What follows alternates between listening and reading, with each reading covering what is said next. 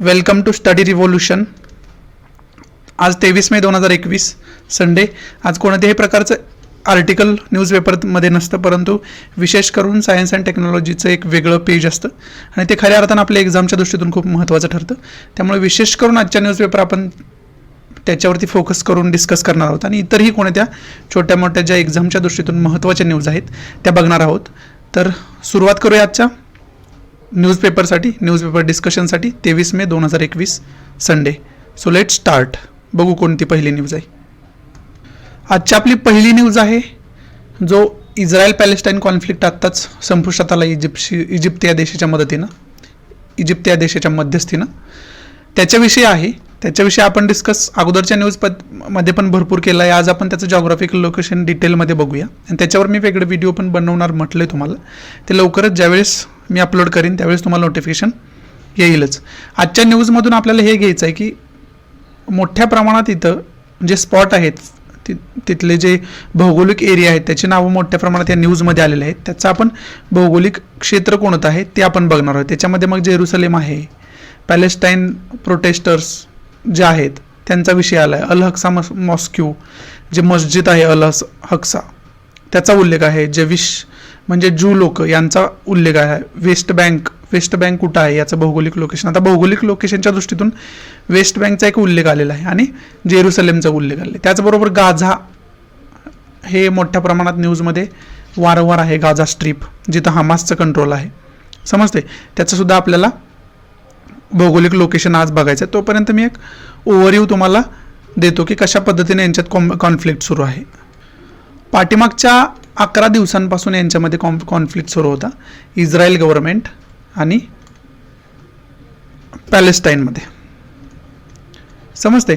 आणि यांच्यामध्ये प्रमुख जो एरिया आहे, प्रमुख जो खूप न्यूजमध्ये आहे तो गाझा पट्टी आहे, समजते. आणि हा 11 दिवसानंतर इजिप्तच्या मदतीनं यांच्यामध्ये शांती वार्ता आता झालेली आहे. त्यामुळे आता तिथं शांतता प्रस्थापित झालेली आहे. ती भविष्यात किती काळापर्यंत चालेल हे सांगू शकत नाही, कारण इतिहास यांचा खूप वेगळा आहे आणि खूप हलकल्लोळाचा राहिलेला आहे. इस्रायल हमास ही संघटना खऱ्या अर्थानं न्यूजमध्ये ज्याचा कंट्रोल गाझा स्ट्रीपवरती प्रामुख्याने पाहाव्यास आपल्याला मिळते. यांचं या न्यूजमधून आपल्याला जॉग्राफिकल लोकेशन खऱ्या अर्थाने ट्रेस करायचं आज कुठं आहे ते बघू आपण. जॉग्राफिकल लोकेशन काय आहे. This is the actual map of Israel. हे इस्रायल आहे. हा जो व्हाईट कलरचं जे आहे क्षेत्र ते इस्रायल कंट्रोल आहे, म्हणजे इस्रायल गव्हर्नमेंटचं आहे. त्याच्यामध्ये मग हे जे आहे ते वेस्ट बँक आत्ताच उल्लेख आला होता तो आहे. इथं जेरुसलेम आहे, बरोबर आहे. आणि हे जे आहे सगळ्यात जास्त न्यूजमध्ये ती गाझा स्ट्रीप आहे. याला आपण गाझा स्ट्रीप असं म्हणतो. त्याच्याबरोबर याच्या नेबर कंट्रीज आहेत. जॉर्डन आहे, सिरिया आहे, लेबनॉन आहे, इजिप्त आहे. हे याचं जॉग्राफिकल लोकेशन आहे. इथं आपल्याला दिलं आहे खऱ्या अर्थानं स्पॉट महत्त्वाचे कोणकोणते आहेत तर ते मेडिटरेनियन सी इथं आहे. त्यानंतर गोलन हाईट आहे या ठिकाणावरती. मेडिटरेनियन सी जे आहे तो हा पार्ट झाला सर्व. गोलन हाईट जे आहे ते ही आहे. त्यानंतर तल अविव आहे इथं. त्यानंतर वेस्ट बँक या एरियाला म्हटलं जातं वेस्ट बँक. त्यानंतर गाझा स्ट्रीप आत्ताच तुम्हाला सांगितलं मी, हा इजिप्त आहे. त्यानंतर सौदी अरेबिया इकडं, हे जॉर्डन आहे नेबर कंट्री. त्यानंतर सिरिया आहे, लेबनॉन आहे, समजते. हे एक्झॅक्ट जॉग्राफिकल लोकेशन आहे. त्याच्यामध्ये जे न्यूजमध्ये आहेत खऱ्या अर्थानं तुमच्या समोरून हा मॅप वारंवार जायला पाहिजे, त्या अर्थानंच मी तुम्हाला हे दाखवतो. आता बघू आपण इंडियापासून लोकेशन कोणत्या साईडला यायचं आहे, कुठं आहे नेमकं, त्यावरून तुमच्या लक्षात ठेवण्यासाठी याचा मॅप लक्षात ठेवण्यासाठी उपयोगी पडेल. बघूया आपण. हा India, this is our lovely country India. त्यानंतर इथं पाकिस्तान आहे, Afghanistan, Tajikistan, Turkmenistan, Iran, Iraq, Syria इथं बघितलं होतं. हा जो मेन पार्ट आहे हा पार्ट आहे इस्रायल आणि पॅलेस्टाईनचा इथं दिसतो आपल्याला. थोडक्यात समजते तुम्हाला, म्हणजे इंडियाच्या वेस्टला. हे सुद्धा तुम्ही बघून ठेवायला पाहिजे, समजते तुम्हाला. इथं अरेबियन कंट्रीज आहे. मग ज्यावेळेस आपण यांचा इतिहास बघणार आहोत त्यावेळेस तुम्हाला समजेल की अरेबियन कंट्रीजमध्ये आणि त्यांच्यामध्ये कशा प्रकारचं रिलेशन राहिलेलं आहे. त्याचबरोबर इजिप्तचा आणि त्यांचं काय संबंध आहेत, बरोबर आहे. हे आपण ज्यावेळेस इस्रायल आणि पॅलेस्टाईन कॉन्फ्लिक्टवर एक वेगळं लेक्चर बनवेल त्यावेळेस तुम्हाला हे सगळं समजण्यास मदत होईल. तोपर्यंत मॅप आपण बघणं गरजेचं आहे एक बेसिक अंडरस्टँडिंग येण्यासाठी, समजते. एवढंच या न्यूजमध्ये आहे. पुढची न्यूज बघूया कोणती. ही न्यूज आहे नेपाळशी रिलेटेड. रिलेटेड तिथं आत्ताच पार्लमेंट डिझॉल्युशन झालेलं दिसलं आपल्याला, सरकार बरखास्त करण्यात आलं.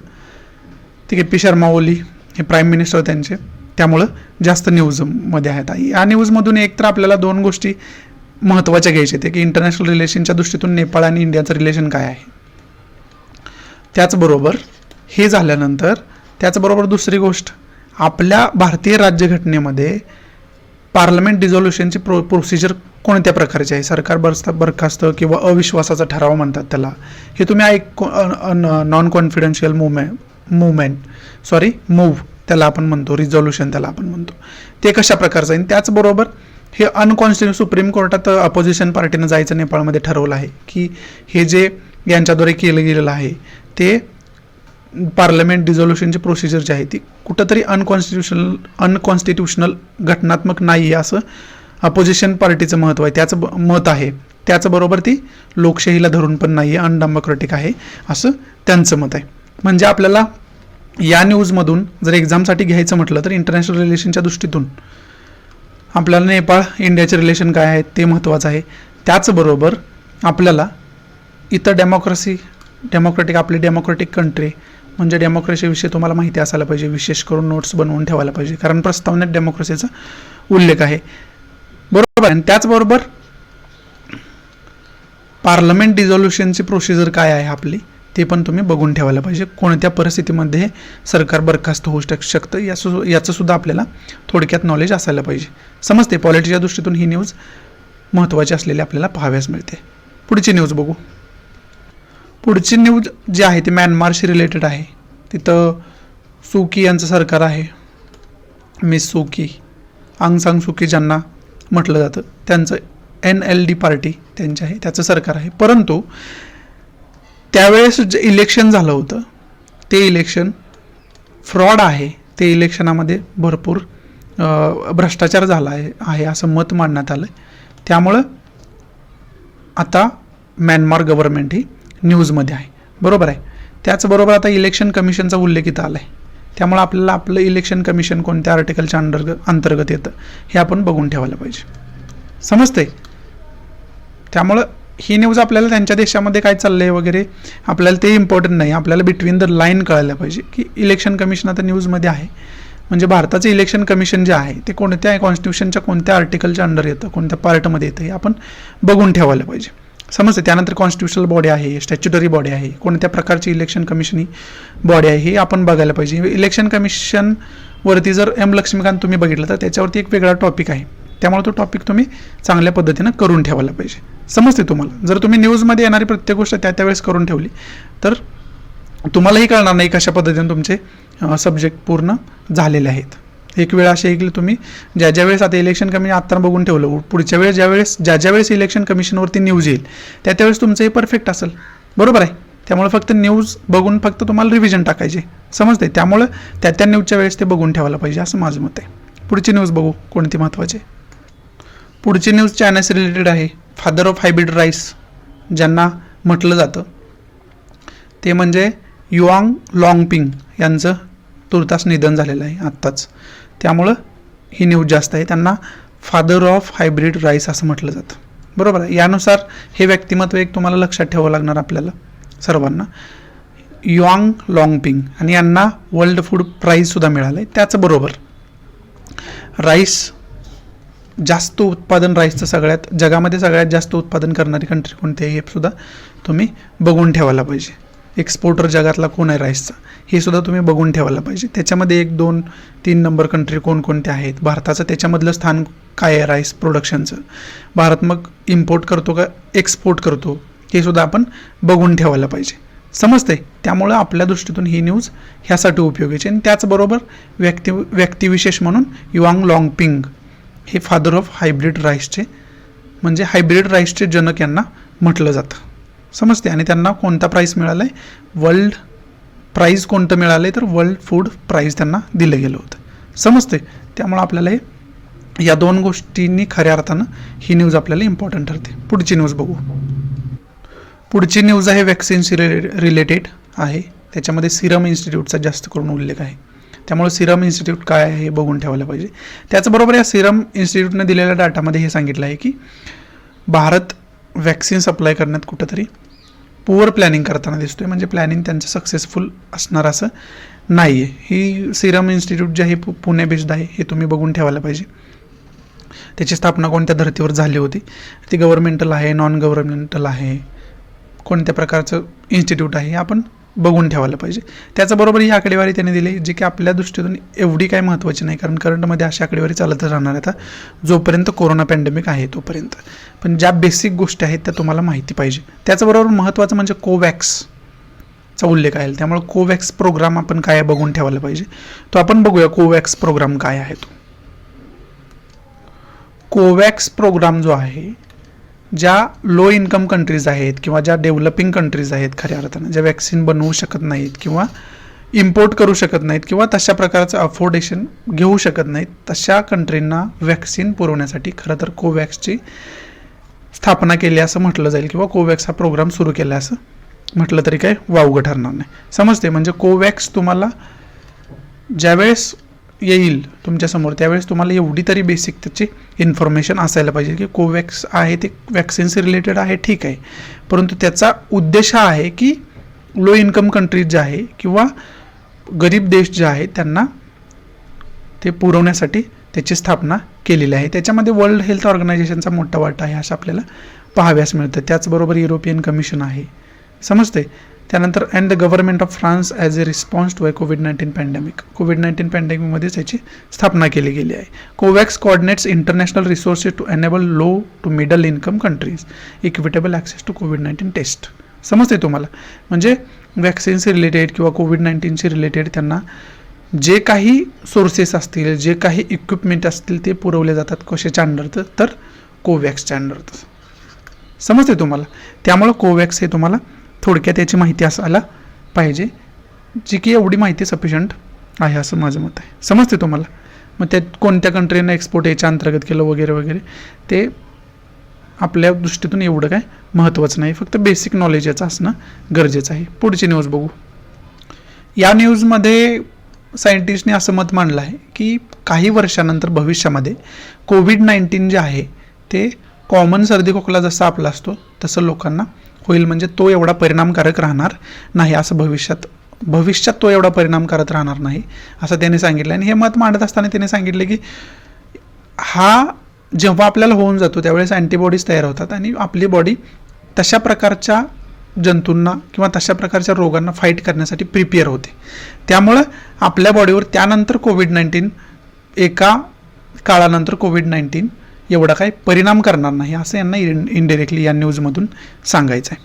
समजते तुम्हाला. असं त्या सायंटिस्टना सांगायचं आहे की आत्ता एवढा मोठा पॅन्डेमिक, यांच्या दृष्टीतून आता एवढा मोठा पॅन्डेमिक चालू आहे, एवढं मोठं लोकांचा मृत्यू होत आहे किंवा खूप मोठ्या प्रमाणात याला फाईट करण्यात लोक यशस्वी ठरत आहेत, बरोबर आहे. त्याचं कारण हे म्हणता येईल की आपली बॉडी आता त्याला नवीन आहे असल्यामुळं फाईट करण्यासाठी प्रिपेअर नव्हती, परंतु आता जसजसं बॉडीला या रोगांची लागण होईल आणि त्याच्यातून व्यक्ती बरा होईल त्यावेळेस ती बॉडी किंवा अँटीबॉडी तयार झाल्यानंतर ती बॉडी त्याला फाईट करण्यासाठी प्रिपेअर होईल, बरोबर आहे. त्यानंतर कोविड-19 होणे ही काही विशेष गोष्ट राहणार नाही. जसं आपल्याला कॉमन सर्दी खोकला वगैरे होतो तशा प्रकारचं कोविड-19 तेवढी सिच्युएशन कोविड-19ची होऊन बसेल, म्हणजे तेवढ्या प्रमाणात तो लोकांच्या बॉडीवर एका काळानंतर परिणाम करू शकणार नाही असं सायंटिस्ट लोकांचं सरळ मत आहे. समजते तुम्हाला. पुढची न्यूज बघू. पुढची न्यूज आहे ती ब्रिक्सची रिलेटेड आहे. विशेष करून ब्रिक्सची एक कमिटी आहे ती आहे ब्रिक्स ॲस्ट्रॉनॉमी वर्किंग ग्रुप, त्याला BAWG असं म्हणतो. त्याला आपण त्याची जी 7th मीटिंग आहे, 7वी मीटिंग आहे 19 आणि 20 मेला होणारी, त्याला भारत हा होस्ट करतोय त्या मीटिंगला, बरोबर आहे. आणि ब्रिक्स ॲस्ट्रॉनॉमी वर्किंग ग्रुप हा जो आहे त्यांचा प्रमुख विषय हा आहे खगोलशी रिलेटेड आहे. खगोलीय क्षेत्रात मोठ्या प्रमाणात विकास करण्यासाठीच या ग्रुपची खऱ्या अर्थानं स्थापना झालेली आपल्याला पाहाव्यास मिळते. आपण अगोदर न्यूज समजावून घेऊया आणि त्याच्यानंतर ब्रिक्स काय आहे हे मी तुम्हाला समजावून सांगण्याचा प्रयत्न करतो.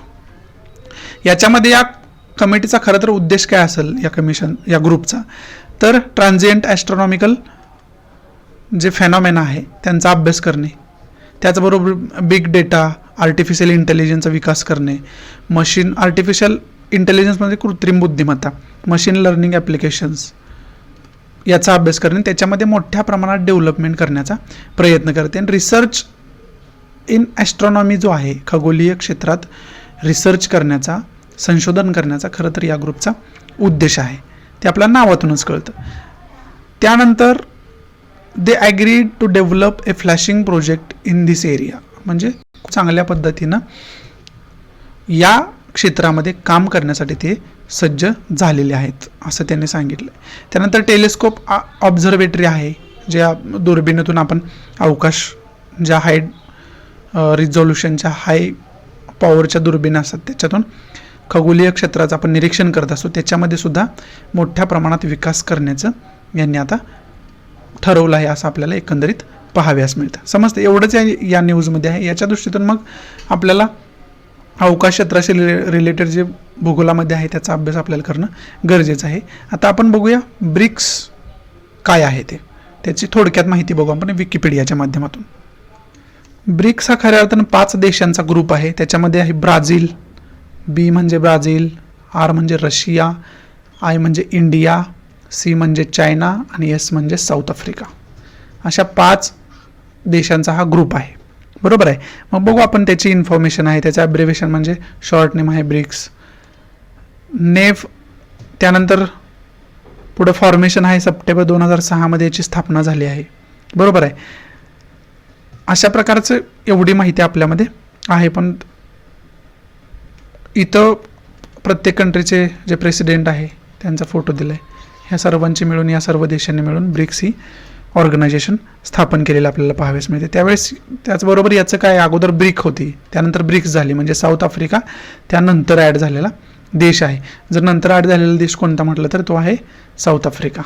बरोबर. अगोदर फक्त ब्रिक होतं, त्यानंतर ब्रिक्स झालं, म्हणजे एस जुडलं म्हणजे साऊथ आफ्रिका. समजते तुम्हाला. आणि याचं फाउंडिंग इंटेन्शन काय आहे तर पॉलिटिकल आहे, पर्पज याचा पॉलिटिकल आहे. समजते तुम्हाला. एवढी इन्फॉर्मेशन ब्रिक्सविषयी आहे.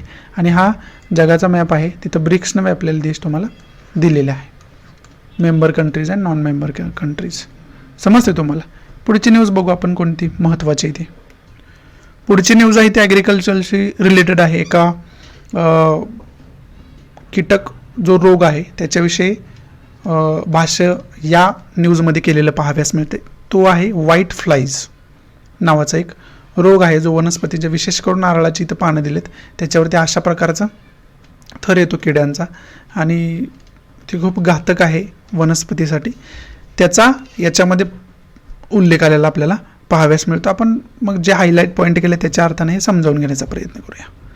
त्याच्यामध्ये national bureau of agricultural insect रिसोर्सेसचा उल्लेख आलेला आहे. मग हे काय आहे तुम्ही बघून ठेवायला पाहिजे. बरोबर आहे. खऱ्या अर्थानं कोकोनट म्हणजे नारळाच्या झाडांच्या पानावरती खऱ्या अर्थानं हा जास्त प्रमाणात पाहायला मिळतो असं म्हटलं आहे. याचं व्हाईट फ्लाय याला म्हणतात. त्याचबरोबर पुढे इन्फॉर्मेशन काय दिलं आहे, the first invasive white fly reported from Kerala in 1995 has now spread across the country.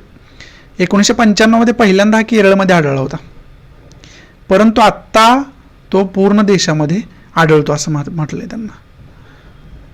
त्यानंतर damage caused by the paste, याच्यामध्ये वेगवेगळ्या प्रकारचे कीटक असतात आणि ते मोठ्या प्रमाणात वनस्पतीचा नाश करतात, वनस्पतीचं नुकसान करतात.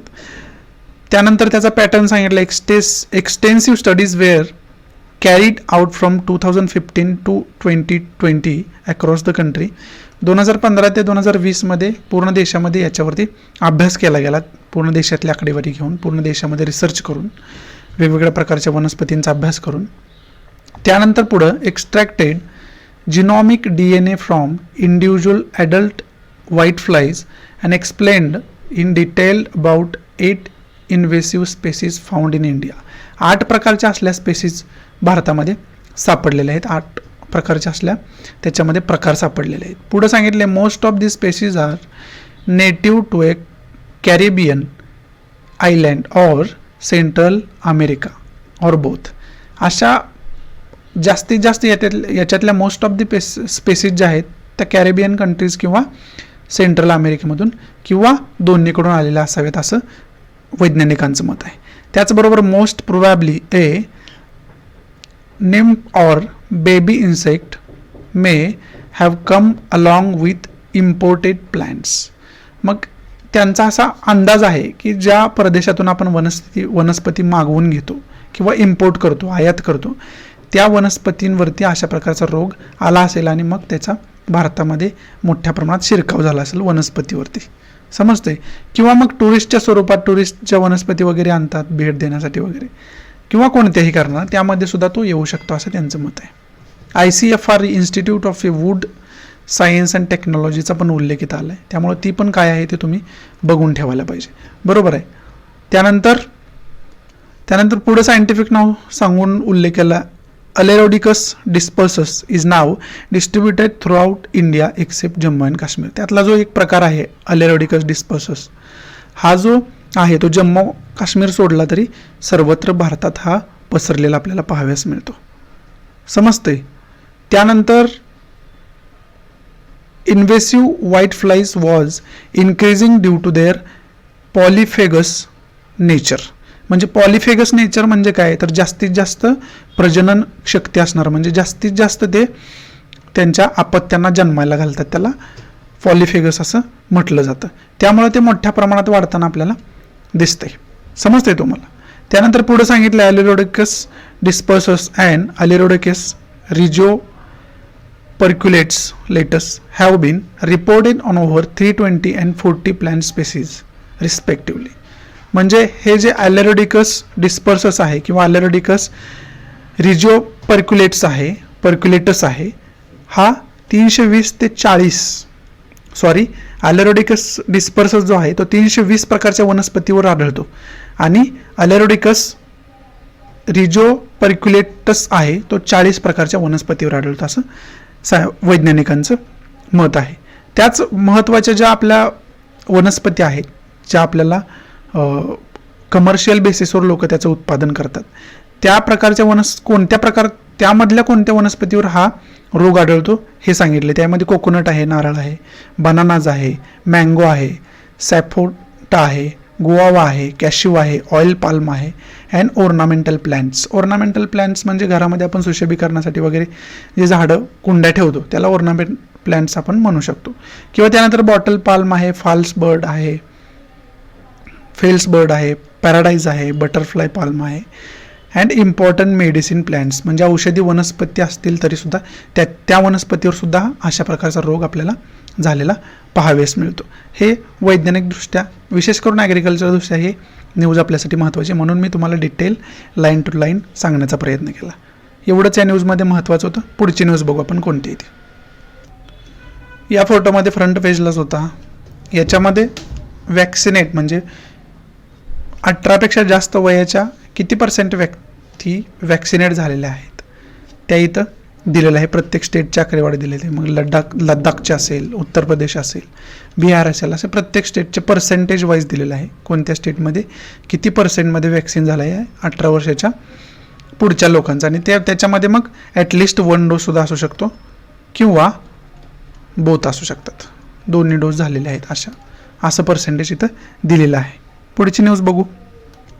पुढच्या न्यूजमध्ये म्युकरमायकोसिसचा उल्लेख आला आहे. गुजरातमध्ये सगळ्यात जास्त म्युकरमायकोसिसचे पेशंट आढळत आहेत असं या न्यूजमध्ये सांगितले. म्हणजे गुजरात म्युकरमायकोसिसचा हॉटस्पॉट बनतोय असं यांचं मत आहे. त्याच्याबरोबर म्युकरमायकोसिसची लक्षणं वगैरे तुम्ही बघून ठेवायला पाहिजे. अगोदरच्या पेपरमध्ये हे सर्व मी डिस्कस करून ठेवलं आहे. तुम्हाला मी डिस्क्रिप्शन बॉक्समध्ये अगोदरच्या लेक्चरची लिंक देतो. कालच्या पेपरमध्ये पण मी बहुतेक डिस्कस केले आहे. त्याच्या अगोदरच्या पेपरमध्ये पण मी म्युकरमायकोसिसची लक्षणं वगैरे काय आहेत, हे त्याचे एकंदरीत स्वरूप काय आहे हे मी तुम्हाला डिस्कस करून सांगितलं आहे. त्यामुळे ते तुम्ही बघितलंच असेल किंवा नसेल बघितलं तर ते लेक्चर जाऊन बघा, बेनिफिशियलच आहे तुम्हाला. पुढची न्यूज बघू आपण. पुढची न्यूज आहे पुन्हा सायक्लोन्स रिलेटेड आहे. याच्या अगोदरचा सायक्लोन कोणता होता आलेला तो पण तुम्ही बघून ठेवणं गरजेचं आहे, समजते. आणि आता अजून नवीन YAAS नवीन सायक्लोन येतोय ओडिसाच्या, म्हणजे बे ऑफ बेंगॉलला सेंट्रलला लो प्रेशर डेव्हलप झालेलं IMDच्या लक्षात आलं. मग त्याच्या दृष्टीनं IMD इंडियन मेट्रोलॉजिकल डिपार्टमेंटसुद्धा न्यूजमध्ये आहे. ते सुद्धा सखोलमध्ये विकिपीडियावरून त्याची माहिती तुम्ही काढायला पाहिजे. आणि हे जे आहे चक्रीवादळ सायक्लोन ज्याला आपण म्हणतो ते ओडिसा बेंगॉलच्या किनारपट्टीला हिट करेल असं IMDनं सूचना दिलेल्या आहेत, बरोबर आहे. त्याचं फॉर्मेशन तुम्हाला मी मॅपच्या सहाय्यानं सांगतो काय आहे. IMDने सांगितलं इथं कुठंतरी लो प्रेशर एरिया डेव्हलप होतोय बे ऑफ बेंगालच्या सेंटरला वगैरे कुठंतरी, आणि ते जे सायक्लोन आहे ते अशा प्रकारे ओडिसा असेल किंवा बेंगॉल असेल यांच्या किनारपट्टीला हिट करेल, यांना मोठ्या प्रमाणात त्याचं नुकसान होऊ शकतं असा अंदाज IMDनं सांगितला आहे. बरोबर आहे. मग आता हे आपण बोलतोय YSS या सायक्लोनविषयी. त्याच्या अगोदर आलं होतं या एरियाला जास्त हार्म केलं होतं त्यानं, ते होतं तौक्ताई. समजतंय. मग या दोन्हीचं तुम्ही फॉर्मेशन बघायला पाहिजे, कशा पद्धतीनं झाले फॉर्मेशन त्याचं. समजते.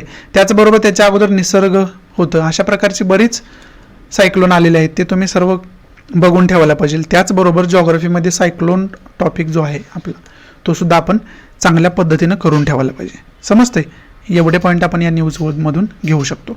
पुढची न्यूज बघू. आणि त्याचबरोबर इंडियन मेट्रोलॉजिकल डिपार्टमेंट याच्याविषयी माहिती बघणं गरजेचं आहे. समजते. पुढची न्यूज बघू. पुढची न्यूज आहे ती UPSC रिलेटेड आहे. काही ॲस्पिरंट ज्यांचे एज बार झालेले आहेत, आता ते एक्झाम देऊ शकत नाहीत, त्यांनी एक आणखी चान्स आम्हाला द्यावा, कारण आम्ही कोरोना पीडित आहोत. म्हणजेच काय, कोरोनामुळं आम्ही योग्य प्रकारे स्टडी करू शकलो नाही किंवा कोरोनामुळं आम्हाला ते शक्य झालं नाही, त्या प्रकारात आम्ही त्या प्रमाणात स्टडी करू शकलो नाही ज्या प्रमाणात आम्ही नॉर्मल सिच्युएशनमध्ये केला असता. या सर्व कारणांवरून एक याचिका दाखल केली सुप्रीम कोर्टामध्ये आणि आम्हाला आणखी एक चान्स द्यावा अशी त्यांनी मागणी केलेली आहे UPSC ॲस्पिरंटने. बरोबर आहे. ते महत्त्वाचं आहेच. त्याचबरोबर आपल्याला UPSC सुद्धा महत्त्वाचे आहे ना. बरोबर आहे. त्यामुळे UPSC ही बॉडी कॉन्स्टिट्युशनल आहे, स्टॅच्युटरी आहे, नॉन कॉन्स्टिट्युशनल आहे, हे सर्व तुम्ही बघून ठेवायला पाहिजे. समजते. एवढं या न्यूजमधून आपण घेऊ शकतो. पुढची न्यूज आहे MS नरसिम्हन यांच्याविषयी आहे. यांचं आत्ताच निधन झालं आहे. त्यांना पद्मभूषण 1990मध्ये दिला होता मॅथमॅटिक्समध्ये त्यांनी भरपूर वाखाणण्याजोगं कार्य केलं आहे. प्रमुख म्हणजे mathematics such as algebraic geometry, differential geometry, representation theory, अशा प्रकारचं खूप त्यांनी वाखाणण्याजोगं काम करून ठेवलं आहे. त्यामुळं हे न्यूजमध्ये आता आहेत. पद्मभूषण अवॉर्डी आहेत ते. त्यामुळं MS नरसिम्हन यांच्याविषयी विकिपीडियावरून एक आपण नोट बनवून ठेवायला पाहिजे. प्रीच्या दृष्टीतून कुठंतरी हे महत्त्वाचं होऊन जातं. समजते तुम्हाला. पुढची न्यूज बघू. पुढची न्यूज आहे 2 जमातींशी रिलेटेड आहे. डोगरिया आणि बोंडा कम्युनिटीज ज्या आहेत या न्यूजमध्ये आहेत, कारण यांच्यामध्ये मोठ्या प्रमाणात COVID-19 चा फैलाव होत आहे. तसा देशातच सगळ्या होते, परंतु विशेष करून ही जमात जास्त फोकसमध्ये आहे, न्यूजमध्ये आहे. आणि आपल्याला या दृष्टीतून मग यांच्याविषयी आता डोगरिया, कोंड आणि बोंडा या जमातींचा एरिया कोणता आहे ओडिसामध्ये ते सर्व आपण भौगोलिकदृष्ट्या यांचं क्षेत्र कोणतं आहे, किंवा जर उद्या तुम्हाला विचारलं ओडिसामध्ये कोणत्या प्रमुख, ओडिसा समजा प्रीला क्वेश्चनच विचारला तर ओडिसा या राज्यात आढळणाऱ्या खालीलपैकी कोणती जमात आहे, तर त्याच्यामध्ये एखादा पर्याय डोगरिया किंवा बोंडा देतील तर ते तुम्हाला त्या दृष्टीने हे महत्त्वाचं होऊन बसतं. त्यामुळे डोगरिया, बोंडा किंवा इतर राज्यांमध्ये आणखी कोणत्या विशेष जमाती राहतात की त्यांचं कल्चर वेगळं आहे, त्यांचं राहणीमान वेगळं आहे. बरोबर आहे. अशा त्यांच्या ट्रॅडिशन्स वेगवेगळ्या आहेत. बरोबर आहे. अशा प्रकारच्या जमाती आपण करून ठेवणं गरजेचं आहे. बरोबर आहे. प्रत्येक वेळेस त्याला प्रीवरती बऱ्याच प्रमाणात अशा जमातींवर प्रश्न विचारले जातात. त्या दृष्टीतून ही न्यूज आपल्याला महत्त्वाची असलेली पाहाव्यास मिळते. त्यामुळे डोगरिया, कोंडा आत्तापर्यंत तुम्ही डोगरिया, कोंड आणि बोंडा या जमातीविषयी माहिती काढून ठेवणं अतिशय गरजेचं आहे, कारण या न्यूजमध्ये आहेत. समजते तुम्हाला. पुढची न्यूज बघू. पुढं कोणतीही न्यूज नाही. इथं आपला द हिंदू आजचा संपतोय 13 मे 2021चा. संडेला आर्टिकल कोणत्याही प्रकारचं आर्टिकल नसतं, त्यामुळं फक्त ज्या महत्त्वाच्या न्यूज आपण होत्या त्या आपण बघितल्या. त्याचबरोबर फादर ऑफ द हायब्रिड राईसचं एक न्यूज आली होती. त्याच्यामध्ये तुम्ही आता जर आणखी काय त्याच्यातून शिकायचं असेल तर इंडियामध्ये राईस प्रोडक्शन क्षेत्र कोणकोणतं आहे ते सुद्धा भौगोलिकदृष्ट्या तुम्ही बघून ठेवायला पाहिजे. कोणत्या राज्यात किती प्रमाणात राईस प्रोडक्शन होतं किंवा भारतातल्या कोणत्या भागात राईस प्रोडक्शन होतं हे सुद्धा तुम्ही बघून ठेवायला पाहिजे. बरोबर आहे. त्यानंतर सायंटिफिकरित्या दुसरी ॲग्रिकल्चरशी रिलेटेड न्यूज आली होती. ते सुद्धा तुम्ही चांगल्या प्रकारे बघून ठेवायला पाहिजे. त्याचे सायंटिफिक नावं वेगवेगळ्या प्रकारची दिली होती, म्हणून तर तुम्हाला मी लाईन टू लाईन ती चांगल्या प्रकारे एक्सप्लेन करण्याचा प्रयत्न केला होता. ते सुद्धा तुम्ही चांगल्या पद्धतीनं करून ठेवायला पाहिजे. आणि ज्यावेळेस तुम्ही लेक्चर बघताय त्यावेळेस तुम्ही तुमच्या स्वतःच्या नोट्स बनवायला पाहिजे. यातले वेगवेगळे पॉईंट काढून. फक्त तुम्ही बघत गेला तरी मला वाटतं याचा काही उपयोग नाही. तुम्ही त्यावेळेस नोट्स बनवून ठेवायला पाहिजे, कारण की जेणेकरून तुम्हाला वारंवार त्याची रिव्हिजन करता येईल. समजते? त्यामुळं इथं मी आज तुमची रजा घेतो. आशा आहे की तुम्हाला चांगल्या पद्धतीनं मी आजचा न्यूजपेपर समजावून सांगू शकलो असेल. जर आवडत असेल तर लाईक करा, नसेल तर डिसलाईक करा. डिसलाईक का केलं हे कमेंट बॉक्समध्ये नक्की सांगा, जेणेकरून मी त्याच्यामध्ये इम्प्रोव्हायझेशन करू शकेल. आणि प्लीज सर्व आपल्या मराठी विद्यार्थ्यांना ही लेक्चर शेअर करा, जेणेकरून सर्वांचा याच्यामध्ये फायदा होईल. द हिंदूची सर्वांनाच गरज आहे. त्यामुळे एकमेकांची मदत करू, एकमेकांना शेअर करू आणि सर्वच याचा फायदा घेऊ. So thanks for watching. Good bye. Take care. जय हिंद.